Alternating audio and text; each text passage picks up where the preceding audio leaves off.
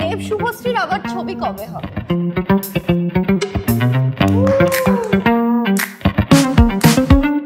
আজকে আমি ভীষণ খুশি because the tables have turned. এত বছর ধরে যারা আমাকে প্রশ্ন করেছে তাদেরকে আজ প্রশ্ন করার পালা। আমার বাঁদিকে আছে মৌপিয়া দি, ভাস্বতী দি, আমার ডান দিকে আছে শ্রবন্তী দি এবং শম্পালি দি। 7th নভেম্বর আমার একটা শো রিলিজ করছে অনুসন্ধান, যেটি আসছে হইচইয়ে, এবং সেখানে আমি জার্নালিস্টের ক্যারেক্টার প্লে করছি এবং সেই সুবাদে এই 4 জন স্ট্রং মহিলাকে ইন্টারভিউ করার বা তাদের সাথে আড্ডা দেওয়ার সুযোগ আমি পেয়েছি। তাই হইচইকে এবং আমার অনুসন্ধানের পুরো টিমকে এবং অফকোর্স তোমাদেরকে অনেক অনেক ধন্যবাদ। তো আমি সবারই একটা ভিউ জানতে চাই অ্যাবাউট জেন্ডার ইকুয়ালিটি, এবং কি মনে হয় তোমাদের যে এটা চেঞ্জেস কবে হবে? আমার ক্ষেত্রে আমি বলতে পারি কর্মক্ষেত্রে যতটা দেখেছি খুব যে অসাম্য ফেস করেছি তেমনটা হয়তো নয়, কিন্তু একটা তফাৎ হয়তো থেকেই যায়, সেটা হয়তো অনুচ্চারিত হলেও। তোমার ভিউ? এখনো পর্যন্ত আমার যেটা মনে হয়েছে যে মেয়েরা এখনো দ্বিতীয় শ্রেণীর নাগরিক, মানে ইকুয়ালিটির তো প্রশ্নই ওঠেনি এখন, যতই আমরা চিৎকার করি আর যতই যা করি। তোমার ভিউ? কিছুদিন আগে যে শুভশ্রী বাংলার লেডি সুপারস্টার কি?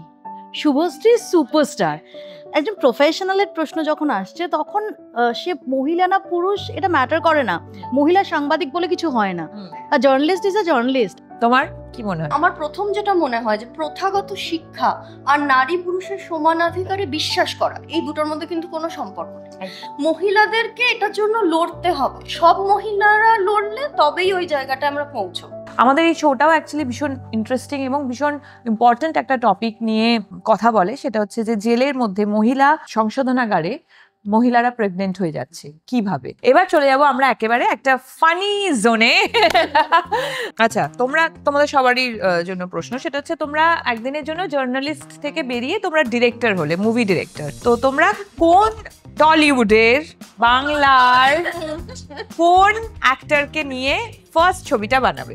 সৃজিত মুখোপাধ্যায়। আচ্ছা, হিরো অ্যান্ড হিরোইন? সৃজিত মুখার্জির হিরোইন হবে এরকম অনেক নাম আমরা জানি, সৃজিত মুখার্জিকে ডিরেক্ট করার সত্যি ইচ্ছে রয়েছে, হিরোইন তো এই মুহূর্তে মাথায় আসছে না। বলো তুমি। শুভশ্রী আর রণবীর সিং। কবে ডেট পাবো? ও আমি। আর হিরো?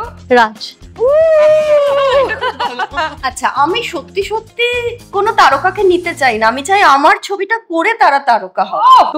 সুপার দারুণ। এবার হচ্ছে কিছু সেলেব যারা অফ ক্যামেরা একরকম, অন ক্যামেরা একরকম। খুবই স্বনামধন্য খ্যাতনামী, তার যখন ছবি আসছে তখন তিনি যোগাযোগ করেন আমার সঙ্গে, যখন কোনো জনসমাবেশে দেখা হচ্ছে বা কোনো পার্টিতে দেখা হচ্ছে তখন চিনতেও পারেননি মুখের ওপর। তোমার বলো। সো আমি রিসেন্ট দুটো ইনসিডেন্টের কথা বলবো, কারণ যে দুটো নিয়ে বহু মানুষের মনের মধ্যে প্রচুর প্রশ্ন আছে। দুটো মানে অন এয়ার খুব বিটার একটা সিচুয়েশন তৈরি হয়েছিল। এক হচ্ছে সেলিমদার সঙ্গে, মোহাম্মদ সেলিমের সঙ্গে, আর একজন হচ্ছে অবসরপ্রাপ্ত জাস্টিস গাঙ্গুলির সঙ্গে। যখন এটা হয় তারপর অনেকেরই ধারণা ছিল আরে এরকম হলো, তারপর কি হলো, কিন্তু পরে তারা অ্যাবসলিউটলি আলাদা, মানে সাধারণ মানুষ, এবং তারা কোনো হার্ট ফিলিং রাখেন না, আমরাও রাখি না। তোমার কোন এক্সপিরিয়েন্স? একবার হায়দ্রাবাদে আমি দিলওয়ালের শুটিং কভার করতে গেছিলাম। রাত্রিবেলা যখন ডিনার চলছে, হঠাৎ আমাকে পেছন থেকে একজন জিজ্ঞেস করছে খাবারটা ঠিক আছে, মেনু ঠিক আছে। আমি পেছন দিকে ঘুরে তাকিয়ে দেখছি শাহরুখ খান দাঁড়িয়ে আছে। মানে এই যে ডিফারেন্সটা, মানে যাকে মনে হয় ধরা ছোঁয়ার বাইরে, সে আমাকে এসে জিজ্ঞেস করছে মেনুটা ঠিক আছে, এটা আমার কল্পনার বাইরে। That's why he is mega star, of course. তোমার এক্সপেরিয়েন্স তাই বলছি, একটা শুটিং এর সময় উনি কলকাতায় এসেছিলেন বেশ অনেকগুলো বছর আগে। তিনি কথা বলছেন না, তিনি এত শান্ত সমাহিত মনে হচ্ছে। সেই মানুষটা 2 মিনিট পর যখন শট দিতে গেল, মানে এইরকম প্রাণ শক্তি আমি দেখিনি, আমি অভিভূত হয়ে গিয়েছিলাম। এবার হচ্ছে খুব ইন্টারেস্টিং একটা কোয়েশ্চেন। তো তোমরা যখন ইন্টারভিউ নাও কারুর, তার আগে কি তোমাদের কোনো রিচুয়ালস থাকে তোমরা যেটা ফলো করো? আর তার সাথে সাথে আর একটা প্রশ্নও করতে চাই যে টলিউড ইন্ডাস্ট্রির কোনো সেলিব্রিটিকে ধরো ইন্টারভিউ করতে যাচ্ছ, সে জাস্ট ক্যামেরায় বসার আগেই বলে দেয় যে দেখো আমাকে এই প্রশ্ন করবে, এই প্রশ্ন করবে না, অনেকগুলো ক্রাইটেরিয়া দিয়ে দেয়, এরকম কোনো এক্সপিরিয়েন্স? আমার একটা রিচুয়াল বলবো না, আমি নর্মালি যার ইন্টারভিউ করতে যাই তার নামটা আমি কাউকে প্রথমত বলতে চাই না। যখনই দেখেছি আগের দিন থেকে বলে রেখেছি ইন্টারভিউটা কোনো না কোনো কারণে হয়ে গেছে। আর যে দ্বিতীয় প্রশ্ন বলছে, আমি খুব ইন্টারেস্টিং একটা কথা বলতে পারি, সেটা যদিও টলিউড নয়। আমি মিস্টার বচ্চনের 2বার ইন্টারভিউ করেছিলাম। ও মা, দিয়ে আমি বসেছি, বসার আগেই দেখি সঙ্গে সঙ্গে ওনার সহকারী কেউ ছবি তুলছে ওনার পাশে দাঁড়িয়ে আমার। আমি তো মোবাইল ক্যামেরা কিছু বুঝতেই পারছেন না, আমারই ছবি তোলা হচ্ছে, এটাই নাকি রিচুয়াল, পরে বুঝতে পেরেছিলাম। তুমি বলো। প্রাক্তন থাকলে সম্পর্কের ক্ষেত্রে তাকে নিয়ে প্রশ্ন করা যাবে না, তার পুরনো প্রেম নিয়ে প্রশ্ন করা যাবে না, বা তার বর্তমান প্রেম নিয়ে প্রশ্ন করা যাবে না। এইটা একটা খুব স্ট্রং এমবার্গো আসে। আর আমার কোনো সে অর্থে কিছু নেই আমি যখন ইন্টারভিউ নিতে যাই। তবে আমার এক বন্ধু আছে, সে একেবারেই ফিল্ম ইন্ডাস্ট্রির লোক না, এন্টারটেনমেন্ট সব থেকে দূরে, তাকে একবার করে ফোন করি। আচ্ছা, তোমার বলো।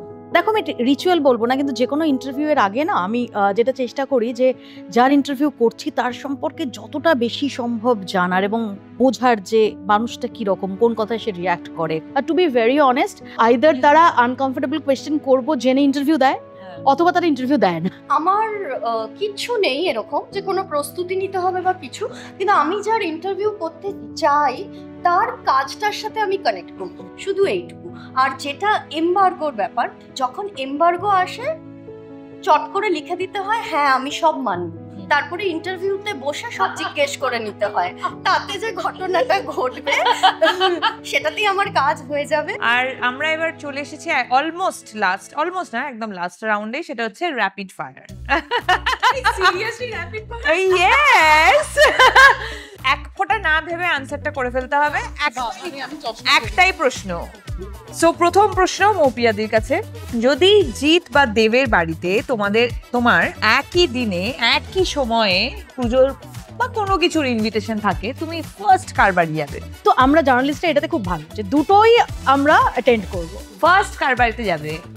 যদি আমি জিতের বাড়ি কোথায়? মৌপিয়াদি আগে জিতের বাড়িতে যাবে। হয়ে গেল, তুই শুনে নে। ওকে। শ্রাবন্তীদি, তোমার কাছে প্রশ্ন, শুভশ্রী আর জিৎ নাকি শুভশ্রী আর দেব, কোন জুটি তোমার কাছে পছন্দ? শুভশ্রী আর দেব।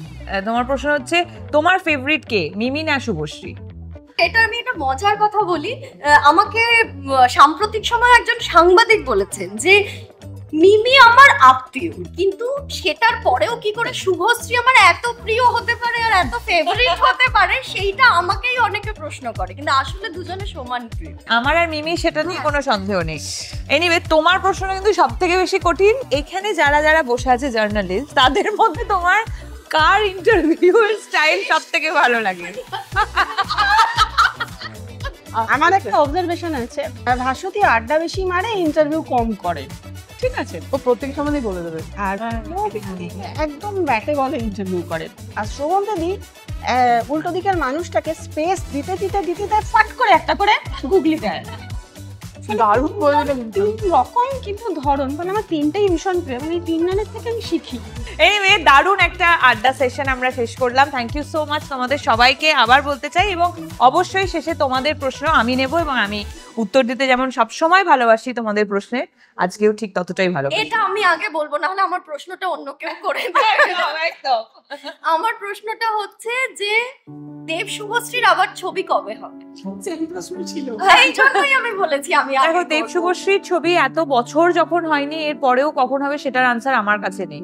দেখতেই পেলেছে যখন আমরা আবার ফিরলাম, কত কিছু হলো।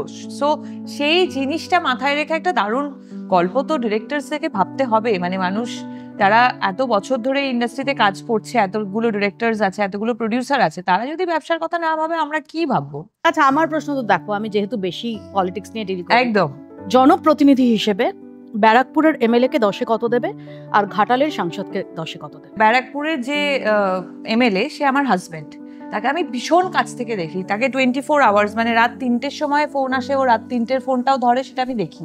সেই জায়গা থেকে আমি রাজকে 10-এর ওপরেই দেবো। যেহেতু আমি পলিটিক্যালি খুব একটা আমার ইন্টারেস্ট নেই, কোথায় কি হচ্ছে না হচ্ছে আমি জানি না, দেব কিভাবে কাজ করে ওখানে, সেই বিষয়ে যে তাই জন্য আমি খুব একটা কিছু বলতে পারবো না। But at the same time যখন ও ইলেকশন লড়ে, তখন খুব ইন্টারেস্টিং একটা ক্যাম্পেনিংটা খুব ইন্টারেস্টিং লাগে, সেটুকু আমি বলতে পারি। আদারওয়াইজ একজন সফল অভিনেত্রী হিসেবে তোমাকে বিভিন্ন চিত্রনাট্যের খাতিরে বিভিন্ন অন্তরঙ্গ দৃশ্য অভিনয় করতে হয়।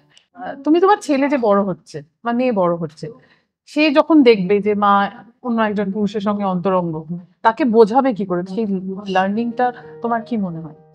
প্রথম কথা হচ্ছে যে কি এই জিনিসটা, তখন যখন বুঝতে শিখবে তখনই ওদের সাথে এটা নিয়ে ডিসকাস করব। তখন আমার মনে হয় যে ওরা বুঝতেই পারবে যে এটা অ্যাক্টিং, এটা এটা আমরা অ্যাক্টর, এটার জন্য অনেক কিছু করতে হয়।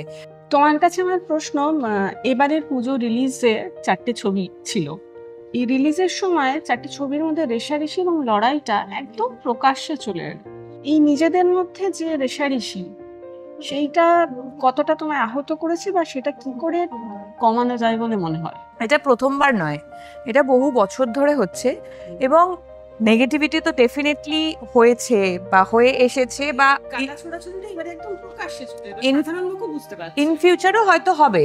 কিন্তু আমি যদি আমাকে পার্সোনালি তুমি এটা বলো, আমি এটাকে খুব খুব যে পজিটিভলি নিই সেটাও নয়, খুব আবার নেগেটিভলি নিই সেটাও নয়। থ্যাংক ইউ সো মাচ তোমাদেরকে আবার সবাইকে, দারুণ একটা সময় কাটলো। পুরো ভাবনা এবং অবভিয়াসলি যারা ভেবেছেন বিহাইন্ড দ্য ক্যামেরা, একদম আমাদের হইচই টিমের ভালো লেগেছে সবার জন্য। এবং শুভশ্রী আমাদের বাউন্সার গুগলি সব দিলেও হাসি মুখে দিয়েছে। এবং আমাদেরও পাল্টা বাউন্সারের সুযোগ দিয়েছে। এই দারুণ আড্ডা আমরা শেষ করছি, এবং তার সাথে সাথে আর একবার মনে করে দিতে চাই যে 7th নভেম্বর অনুসন্ধান আসছে হইচইয়ে, দেখতে ভুলবেন না।